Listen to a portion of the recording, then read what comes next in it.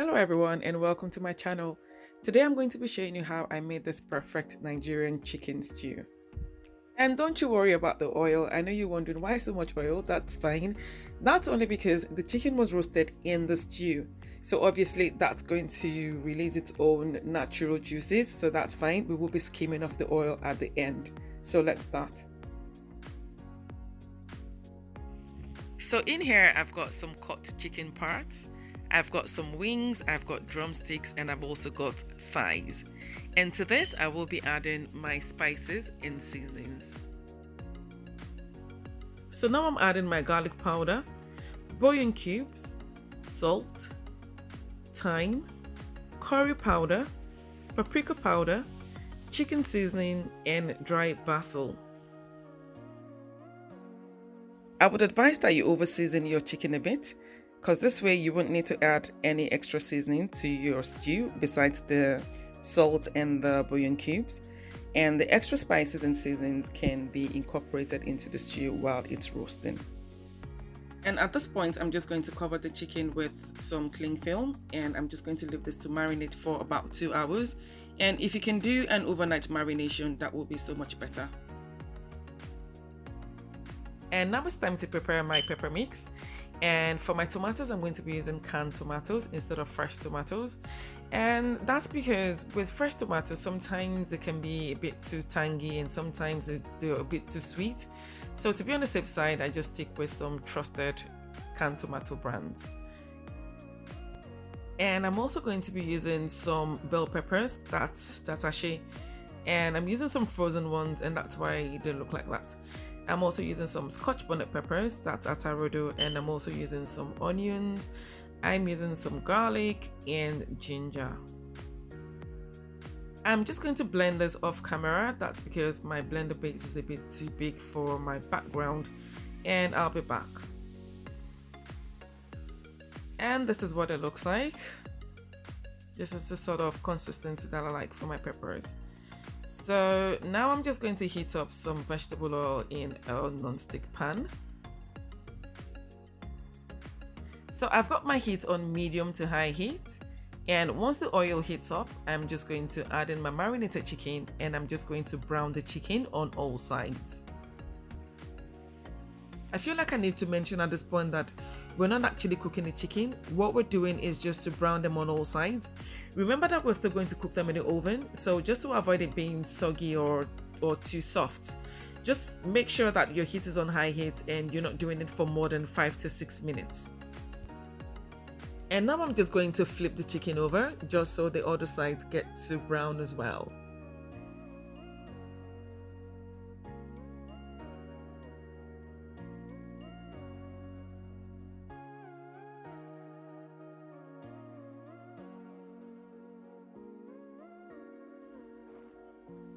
And now that the chicken are all brown to my satisfaction, I'm just going to take them out and I'm just going to transfer them into a bowl.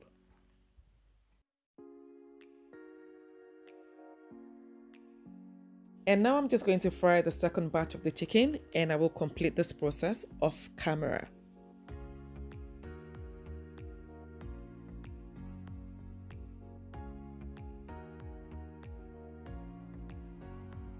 And now I'm just going to place a pot on medium heat, and I'm going to add the oil from the chicken. And because I haven't got enough oil, I'm just going to add a bit more to it. I'm just going to wait for the oil to heat up, and once it does, I will go in with some sliced onions. And I'm just going to fry the onions for about 2 to 3 minutes. And you can actually do it for longer. You can fry until the onions are translucent. But because I'm a bit pressed for time, I'm just going to do it for 2 minutes and I'll be fine with that. And now I'm just going to add in some curry leaves. And this is actually optional, but sometimes I do prefer to use curry leaves instead of the curry powder. But if you haven't got the leaves, just feel free to use the powder instead. And I'm just going to leave this to fry for another 2 minutes. And now I'm just going to transfer my blended pepper mix into the oil. And into the blender, I'm going to be adding a bit of chicken broth so I can get out the rest of the pepper mix. And in case you're wondering how I got chicken broth, I always have that saved from previous recipes. And into this, I'm going to be adding some bouillon cubes and some salt. Feel free to add thyme or any more seasonings or spices you desire. And in case you're wondering why we have to fry the stew first on a hob before transferring into the oven, I can explain. See, when you're cooking with soft chicken, you can only cook it for a limited amount of time, otherwise the chicken is going to be too soft. So what we're going to do to counter that is we will start to fry first, and that way it gets to be deep fried first, and then we'll transfer into the oven for the roasting process. And this way as well, you get the best of both worlds. But if you're pressed for time, what I can advise is that you add the pepper mix into the fried chicken and then just combine and transfer into your oven immediately. But I should tell you, if you don't fry, you won't get that Yoruba fried stew taste though. I'm just telling you, you won't achieve it at all. So it's best for you to just take your time and just fry it first. I'm just saying my own. And after the 20-minute mark, I'm just going to add in some chicken broth. The amount you add is going to depend on your preference. I don't like watery stew at all. I like it a bit thick, so I'm just going to add just a cup.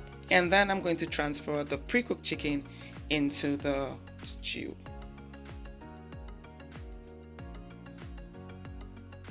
And I'm also going to add the juice from the chicken and combine thoroughly.